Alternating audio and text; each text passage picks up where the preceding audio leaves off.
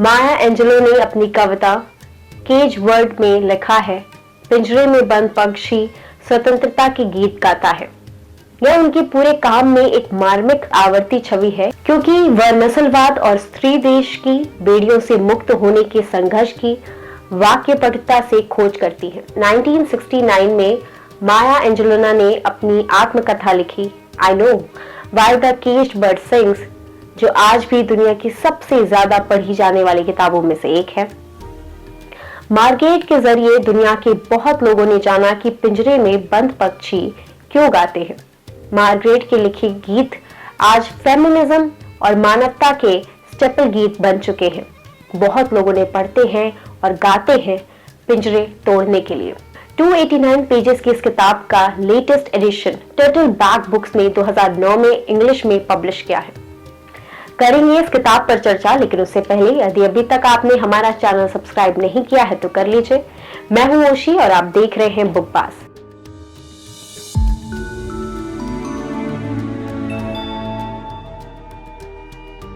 Margaret any Johnson का जन्म 1928 में सेंट लुइस मिजोरी में हुआ था।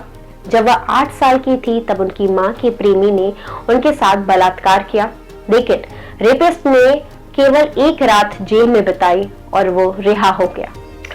8 साल की मार्गरेट ने दुआ मांगी कि वो रेपिस्ट मर जाए।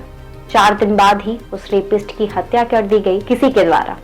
ज्यादातर लोगों का मानना था कि मार्गरेट के चाचा ने ही रेपिस्ट की हत्या की थी, लेकिन कुछ साबित नहीं हो पाया।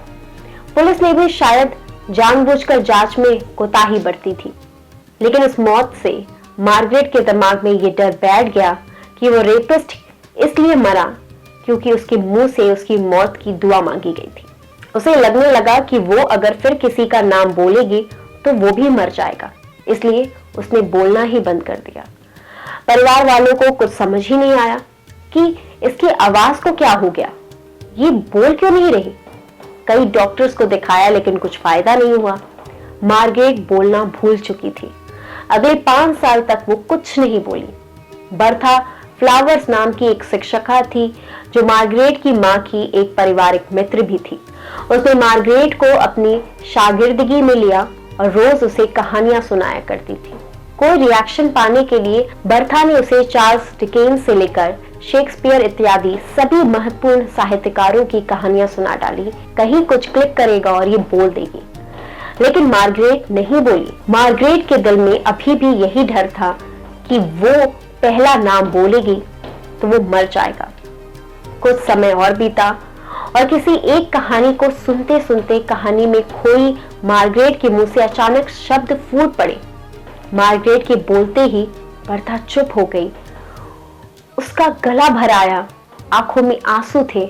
मां जो गले लग के रो रही थी, मार्गरेट के तो बर्था के गले ने जवाब दे दिया था।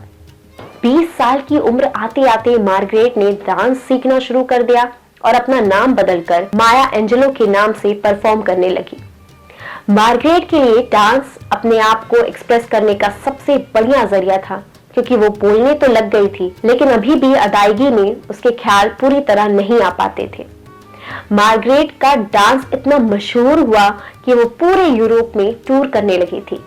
उसने फ्रेंच, स्पेनिश, इटालियन, अरबी और जो भाषा मिली सब सीख ली। वो अश्वेतों में हीरो के तौर पर देखी जाने लगी थी। 1959 में लेखक जॉन ओलिवर क्लिंस ने उन्हें न्यूयॉर्क में आमंत्रित किया और लिखने के लिए प्रोत्साहित किया। वहां वे हॉलैंड राइडर्स गिल्ड में शामिल हुई और उन्होंने लिखना शुरू किया। उनकी आत्मकथा की 6 पुस्तकों में से एक भावपूर्ण पहला खंड, जो मूल रूप से 1969 में प्रकाशित हुआ था, एंजेलो के 3 से 16 वर्ष की आयु के कोमल वर्षों को स्पष्ट रूप से दर्शाता है।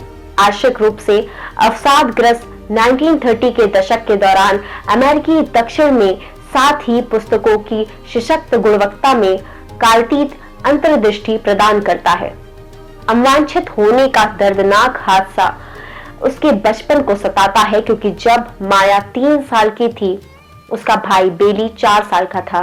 तब उन्हें अलग थलग पड़े स्टैम्प्स आर्कस के छोटे से शहर में भेज दिया जाता है, जहां उनकी कलाई पर, जिसको भी यह चिंता हो, के लिए टैग पहनाए जाते हैं वो कैलिफोर्निया में उनके माता पिता द्वारा भेजे जाते हैं, जिन्होंने उनकी दुर्भाग्यपूर्ण शादी को समाप्त करने का फैसला किया था। अपनी दादी मम्मा, जो एक सामान्य व्यापारिक स्टोर की मालिक है, और अंकल बिली के साथ रहते हुए वे स्टोर और सड़कों दोनों पर नस्लवादी घटनाओं का सामना करते हैं।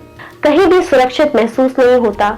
अपनी मां के साथ रहने के लिए भेजी गई माया अपनी मां के प्रति मिस्टर फ्रैंकिन द्वारा बलात्कार के आघात को सहती है।